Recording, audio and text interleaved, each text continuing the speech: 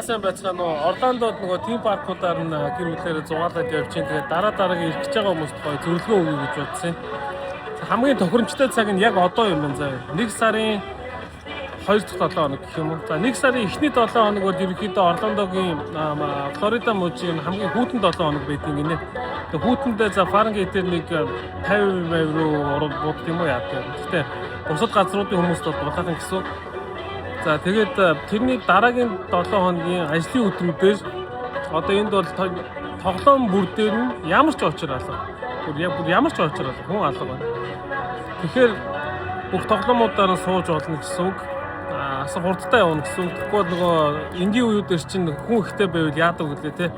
Цаг 2 цаг 3 цаг очирладаг штэ. За дээрэс нь нөгөө all day dining гэдэг нэмэлт жоохон мөнгө төлөөд 90 минут тутам хоол болон уух юмнуудыг өнгөө өдөржингөө хийж болдог.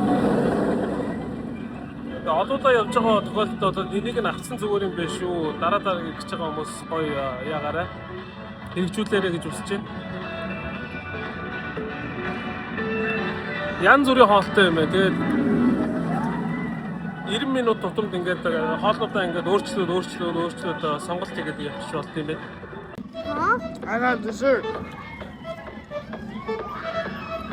No, this is my dessert.